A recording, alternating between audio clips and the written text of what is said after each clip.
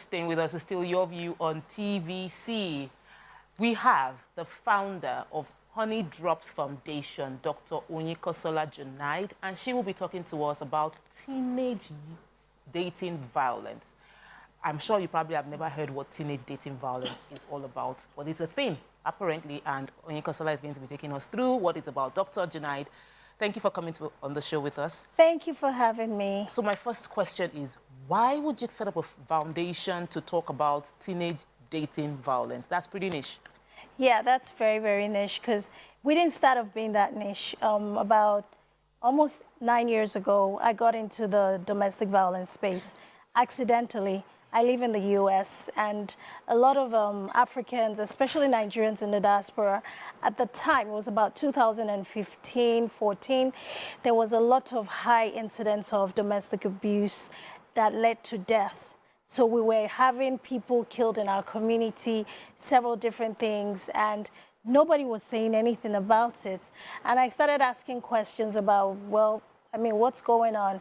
Why does it seem okay for us to keep having these things? And what are we going to do about it? Are we just going to keep doing GoFundMe, raise money, bury, GoFundMe, raise money, bury, and nothing else to prevent, to at least try to minimize and mitigate the risk?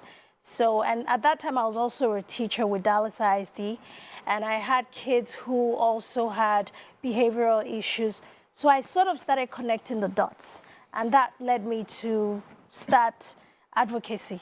The first advocacy was doing a beauty pageant that was aimed at raising awareness to domestic violence. Come to find out that that beauty pageant, of the 7 ladies who participated for the first edition, 5 of them had gone through domestic abuse. Oh my God. Whoa. I was not even aware. By their boyfriends? By people, by intimate partners. And these were not even married girls. They're very young women. So I was like, this is weird. That means it's everywhere. Because unbeknownst to me, that was not a normal thing. And of course, in our culture, we have this silence and shame. So if you come out and say, my husband beat me and I left him, or if something, you know, people have a way of saying, well, you know, pastors will say, oh, don't, you know, you pray for him, you fast, talk about it. And that's just a whole nother conversation that would take us way left. But I felt like not enough was being done. And from that beauty pageant, the following year, we just set up the foundation officially, became a 501c3 nonprofit, which is a status you have to acquire to operate an NGO type organization in the US. And we've been doing the work. So by the second, third year, through networking in the city, I got into the domestic violence task force with the mayor. That's the mayor of Dallas. So he had this whole community. I was the only African represented there, the only Nigerian, of course. Yeah, because, and I was shocked that, you know, there was already a lot of work being done, but our people were not benefiting from it. But when I got in the space, I now found out that same year that, because every year they gather data, they do research, and they gather a lot of data to say how many deaths, how many reports, how many this. Nigerian nurses at the time in 2016 were classified as endangered species. Oh my God. Wow. And I'm like, these are human beings, and these are a group of people. But because so many of them had been killed because of domestic violence in 1 year, which was unnatural, so it was a classification that was called endangered species. I was like, that's weird. I only hear that in science. And for some animals. Yes. So that just kind of propelled me the more to get into the work. And as I was doing that, being a teacher, I said, well, so when all this happens, who takes care of the children? Because when a parent dies or families are broken up and parents have to go into shelters or whatever, what happens to the kids? Because as a teacher, I started to connect the dots. A child who's from a domestic violence home comes to school, cannot learn, cannot perform, cannot do anything. So who actually speaks up? What programs are available for those children? And that's how we niched ourselves into creating solutions for preventing the domestic violence on their level. So our method of approach is not about reactive. We're not a reactive organization. That's good. Like, you know, Lagos State is already doing so much with the sexual and gender-based violence agency and all that. But we are more of a preventive method.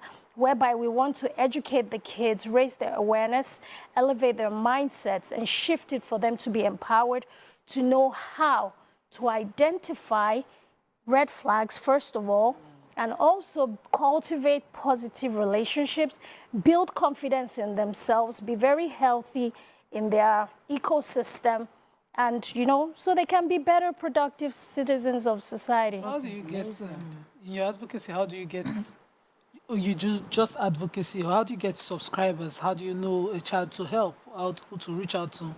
So we don't even try to find a child to help. We just want to do more of a holistic approach. Boys and girls, educate them generally. And that's where we now start having school to school. We partner with government agencies. In the US, that's been our method, government agencies, schools, and, you know, communities. But coming into Nigeria, we came in last year to do a soft launch. We partnered with Mushin local government because, of course, they're the ones that have immediate access to the students and the kids that we can serve. And we're able to, you know, cater to about 3 schools, about 520 kids in the senior secondary space.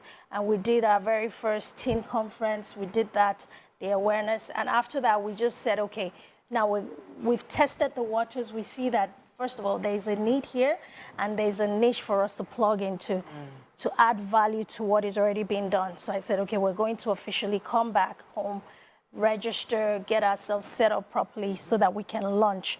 And that's what we're doing this week. Awesome. Okay, so it started from America? Yes, You now ma'am. want to launch in Nigeria? In Africa, actually. Africa, okay, so all over.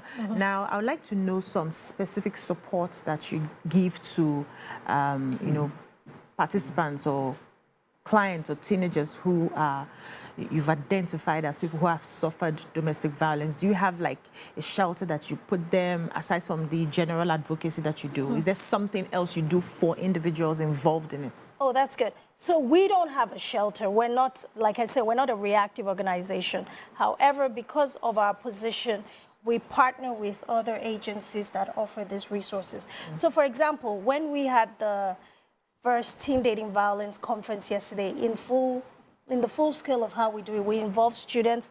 We have student speakers. We have them, you know, speak at the conference. Yesterday, we had the Commissioner for Youth and Social Development as our keynote speaker.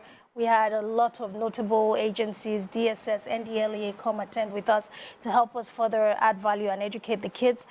At that particular event, we had a lot of questions from these children. The beauty of it is because we already set up collaborations, and we even had Mrs. Fashola in attendance with her NGO, you know, committing to offer some type of resource to these kids as a result of the event that we had yesterday. They had questions. Some of them wanted to learn certain skills. Some of them needed counseling based on their questions. So now we have partners here in Nigeria who are willing to be that resource for us. So we want to stay in our niche space of educating and empowering. Now, when there is a specific need for response, then we now have people where we can say, okay, go here. This is where you can get this help. This is where you can get that help. And that's even the way we operate in the United States as well. Fantastic. So, Thank you, Mom. 2 in 1 now, yeah? Yes.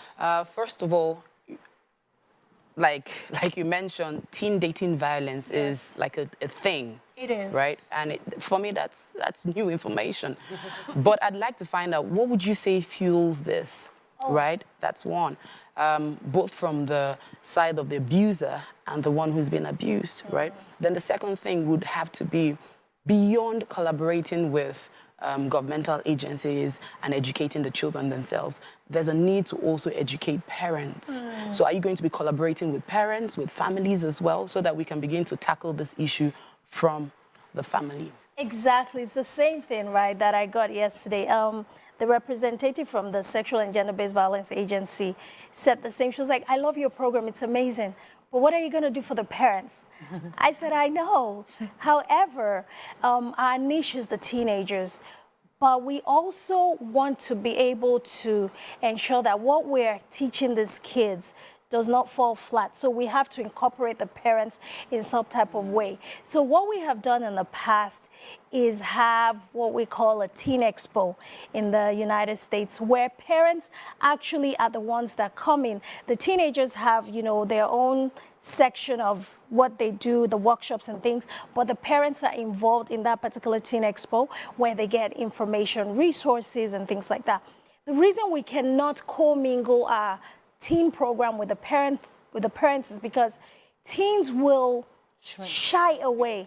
They will not be able to openly give us everything that they're giving us right now if we involve their parents in the same space. Like yesterday, you would have been so blown away to see 6 of these students speaking on this thing. All we did was got together with them, gave them a bit of coaching, gave them some background resources from our curriculum, and asked them to build up a 10-minute speech that they were going to deliver, because our solution is not us telling children, this is what we know. It's about us getting kids, empowering those kids to be peer advocates. So the kids speaking to the kids resonates better, and there's more connection, and it lands more.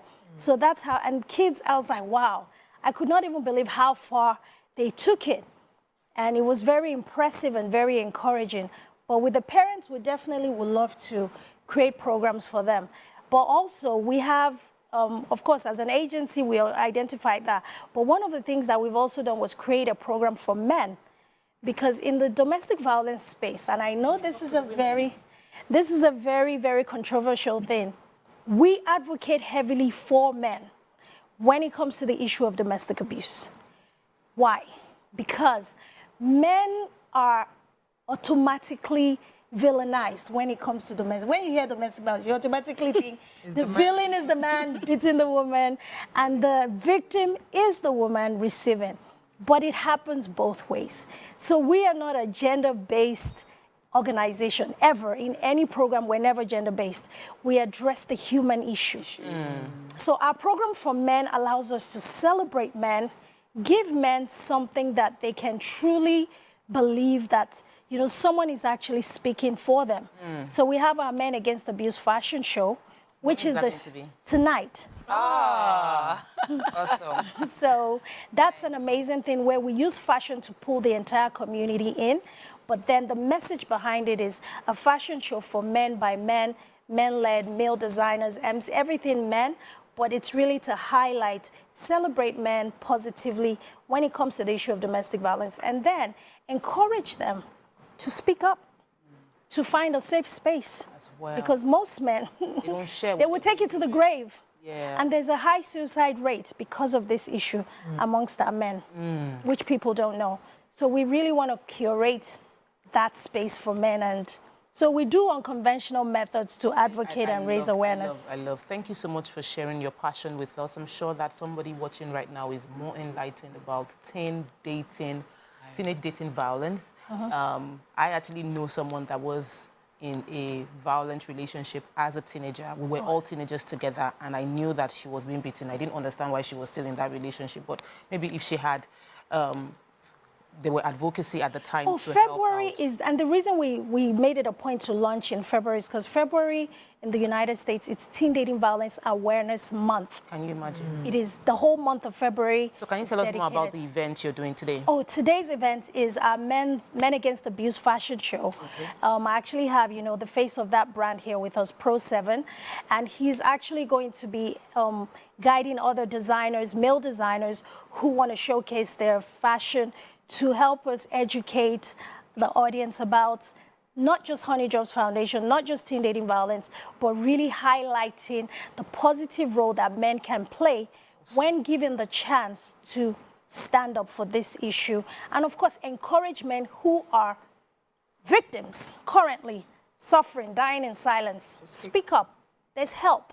No shame. It's a safe space. And trust me, we really know that this is something that's going to do really well. It's going to be in GRA today. So it's open, it's free. Of course, it's a fundraiser for us as well. We're an NGO. So please come through and, you know, have a good time, see some good fashion. We have some exhibitors, have some bites with us, and just see what Honeydrops Foundation is about and meet some amazing men. Because it's a lot of wonderful men who are going to be in the house, y'all. Yeah. So, yeah, come through. Sounded like an invitation for women. Hell yes! Meet some amazing men. Women will show up. Please show up, women. But- Pull up, women, because we're going to have some amazing men in the house. The face of the brand is Pro 7, and trust me, he's an amazing man, and he's bringing all of his village people. Thank you so much. It was great having you, Dr. Thank you, ladies. Jinadu, on the Thank show. We've been talking with Dr. Oyinkansola Jinadu. She's the founder of Honeydrops Foundation. Honeydrops Foundation. Now Honeydrops Foundation Africa. I wanted to out. I don't have Actually, the time. virtually I would love to ask you why Honeydrops, but we would bring you in another time to talk about it, because I love to hear your opinion on men, especially men being victims, data on men being victims, how to support men being victims. That's pretty interesting. So thank you for what you're doing. We'll take a break. When we return, we'll continue with the hot topic for today. Stay with us. We'll be right back.